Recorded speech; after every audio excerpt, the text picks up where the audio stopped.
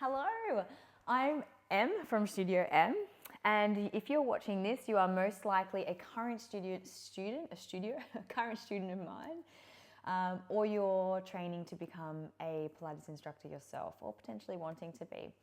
So today I'm going to take you through footwork. Now, if you hear me make some mistakes in the words that I use, please know that that is normal. And we will do that in every single class that we ever teach, most likely for the rest of our lives. There will always be something weird that comes out. And I want you to note from the very start of your training that that is normal. Okay, we will say weird things, we will forget our words, we will forget the next exercise, and you'll probably forget one side of the exercise in a lot of classes when you first begin. I still do it now on the occasion, yeah. And I still beat myself up about it as well, which is normal. We have to learn how to not do that if we can. So today I wanted to take you through footwork, but I also wanted to get your mind thinking about the different equipment that we can use to make footwork more interesting. Because if you're somebody like me who's been doing Pilates for 12 years, or you have students in your class who have been doing Pilates for 12 years, it can get very boring. So we like to mix it up from time to time, make it a little bit more exciting, but using the props with a purpose is very important. So today I'm going to take you through a few different props, how they can be useful, but first we're going to run through footwork, just the simple basics, how I cue a class in to perform the footwork, so that you can hopefully try to copy what I say, press pause on the video, then pretend that you're teaching a classroom of people. So today I am pretending that you are all here in the room with me, okay? And I'm teaching you. So when you press pause on the video after learning one element of the footwork, I want you to get up and walk around your house, because when you teach reformer and even mat Pilates sometimes, we're not doing, we're saying, okay? So I want you to pause the video and get up and say the things that I just said, but in your own way, okay? So pretend everyone's here, walk around as if you're looking at each of the different clients. Visualize the reformer beds. And if you're not a visualization person, rephrase, if you cannot visualize, which I know a lot of us cannot, it literally doesn't work for us. Get some pieces of paper, write down reformer 1, 2, 3, 4. Maybe one's a male, one's a man, one's an elderly woman, one's a young girl. Just write it on the bottom. Yeah, you might even like to print out some photos from your computer if that's something that will help you to see or visualize what your clients may be looking like, the age ranges, the differences, because in every group class you teach, you will have the gamut, the spectrum of people. And we have to learn as instructors how to cater to that to keep everybody safe, okay? So if you want to pause the video and get yourself set up now with your papers on the ground, or just figure out where you're visualizing in your room, where the reformers are, do that now and then come back to the video. So I'm going to speak to you as if you are my class, okay? So you can practice that. Okay, so today everybody, we are going to go through footwork. So can I get everyone to pop 3 red springs on as their base spring load for this exercise? If you would like a little bit more, you can go 3 reds and a blue. If you like a little bit more than that, you can go your 3 reds, blue, yellow, which on most reformers is the full spectrum down the bottom, so it is full now. Now you will get clients who are very strong. The other thing to remember is not only will you get clients that are strong, if you're teaching in a studio where the reformers are older, there is a chance that the springs are looser.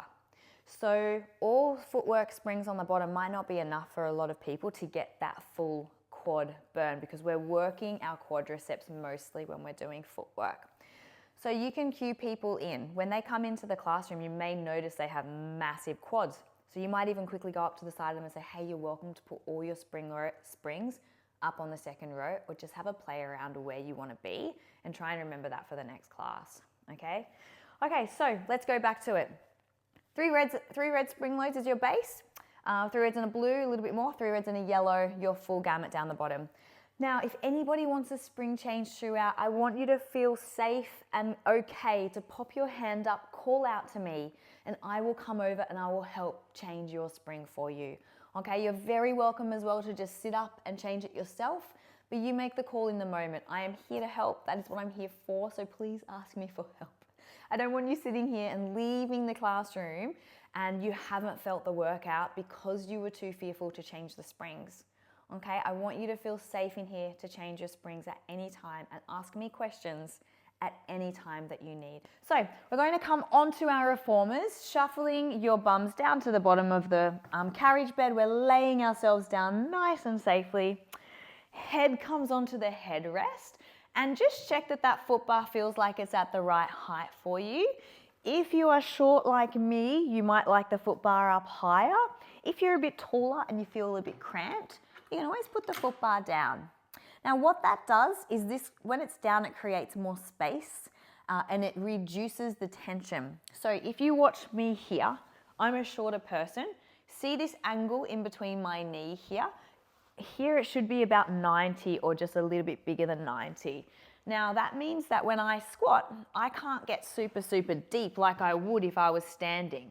Okay, so to get that benefit for somebody shorter like myself, I actually want to put the foot bar up a little bit higher. Now, if you have some super strong people in here and they're going to gym all the time, they can have the foot bar all the way up here. They have to have the flexibility though, because see how crampy it is here? They have to have the flexibility to get into this position and find their starting spot, which will be about here. You don't want them coming in and their pelvic doing this wink, this big curl, and it starts to lift. So you want to make sure that it's in a position that they can hold here. When they extend, they're not hitting the end, coming back in. So foot bar up higher just makes it that little bit more challenging, or it makes it a normal workout for a really short person like myself. So we are going to start our footwork with our heels on the foot bar, toes facing the sky, knees facing our toes. Everything is in line with our hips. Hips, knees, feet and ankles. All right, you will notice for people who are hypermobile, their knees will instantly start falling out to the sides like this because their hips are so flexible that they're used to sitting with their knees all the way out. So it's actually really, really hard for individuals with hypermobility to keep their knees in line with their feet. So you'll start noticing some weird things with ankles going on, weird things with hips when you have hypermobility clients in your room. I digress, but these are the kind of things you want to notice when you're setting people up for footwork. Okay, so you don't want to hold too much tension in the front of your leg here. See when my toes are all the way up to the sky? I'm holding heaps of tension through here. Now, if you have a client who is like me and they are a runner, potentially they might get some cramps in the front of their leg here. We have a muscle called our tibialis anterior, okay, and that runs down here and it helps us to flex, or this is called dorsiflex, our foot, dorsiflexion. Now, if we are crunching our toes towards our knees too much here, it gets super, super crampy. So if you want to add that in as an element of your exercise, you can, but I quite like to just sort of relax my toes here, or I literally cramp and have to stop, all right? So I'm relaxing my toes. I have a slight lift of my toes towards the roof. We're going to inhale, exhale, we push the carriage away. Inhale, draw carriage back in. So once they get started, start cueing them in. So just ensuring everybody that your belly button feels like it's pulling through towards the carriage. You can have that tiny natural arch, that neutral spine, whereby you feel like there's a blueberry under your back. But if you feel like your spine just keeps lifting up like this, so this is called hyper extension of our lumbar spine. If it's lifting and creating this big arch, hello. If you see that's happening with your clients, cue them in to pull their belly button all the way down to the carriage. That's our imprinted spine. Once it's there, it's a little bit more stable and strong for people whose belly keeps poking up towards the sky. So you might stay here for 10 repetitions, 15 repetitions. You get to make that up. Look around the class, start noticing facial expressions. If they're starting to go, oh my gosh, this is so much, you might say, all right, in 3, we're going to take a break. In 2, in 1, push the carriage all the way out, draw the carriage back in.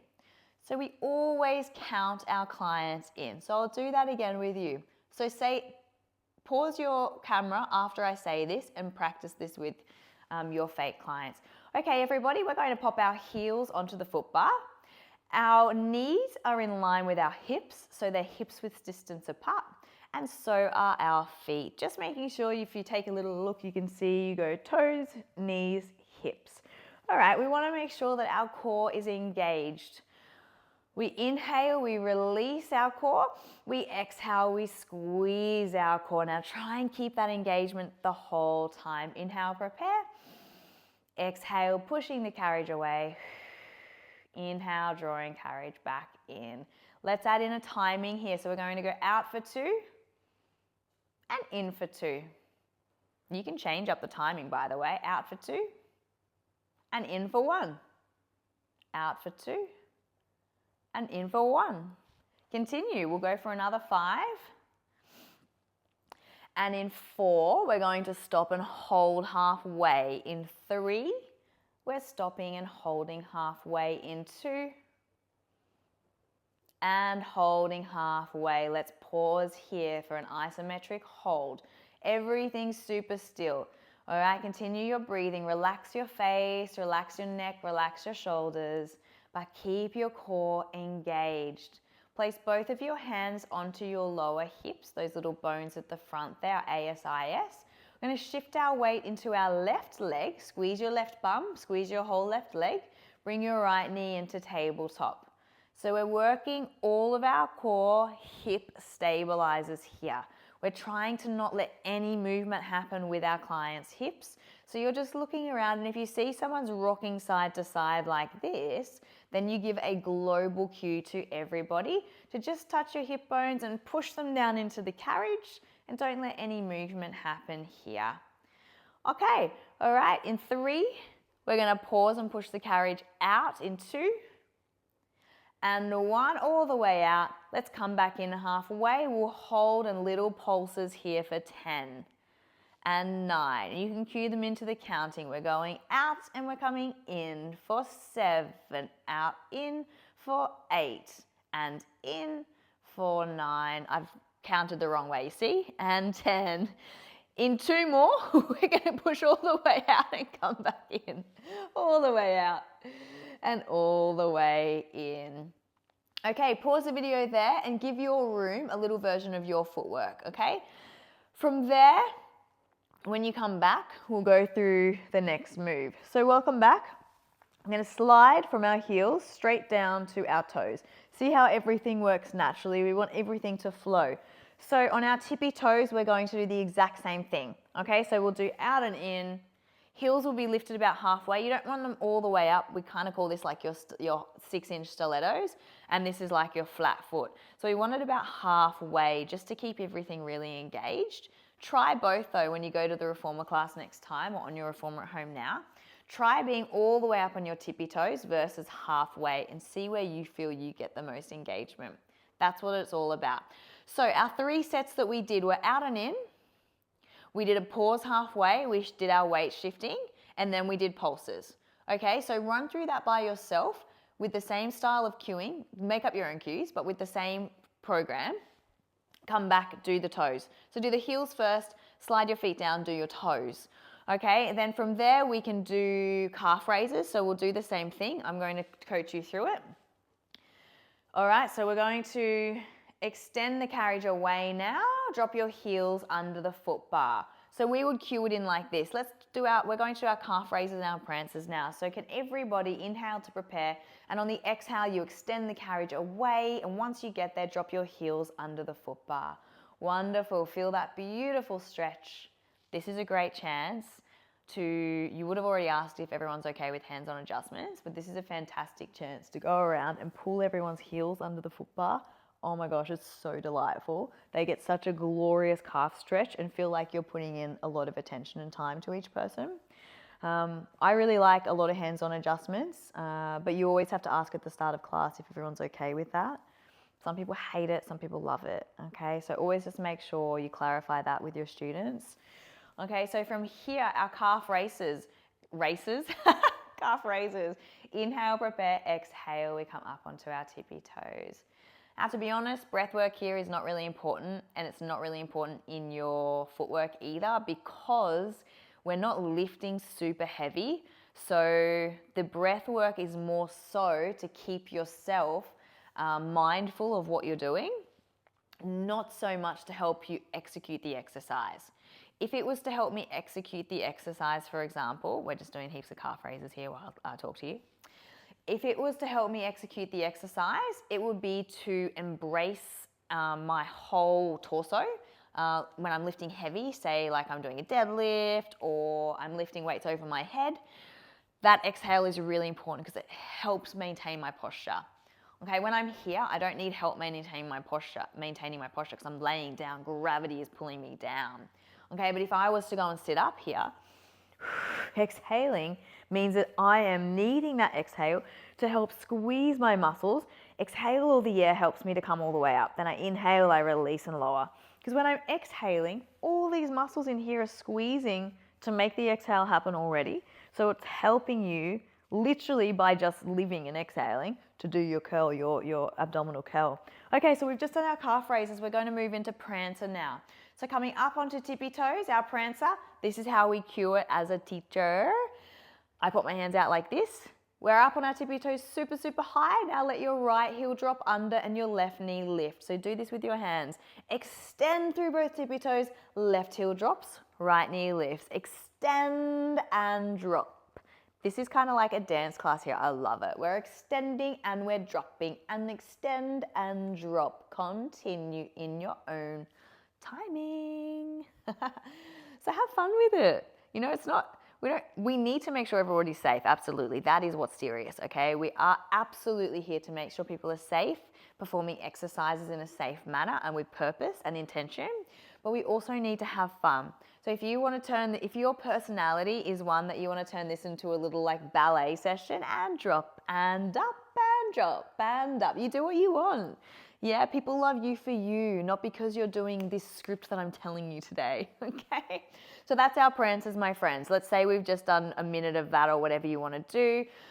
We cue everyone in, so we're going to draw the carriage in 3, drawing the carriage in 2, and 1, we come on in. Well done, everybody. We've gone through our heels, our toes. Now you can do the exact same thing with your wide heels and wide toes. So I'll just show you what it looks like, but you go through and make up your own routine here. Okay, so write this all down in your notepad.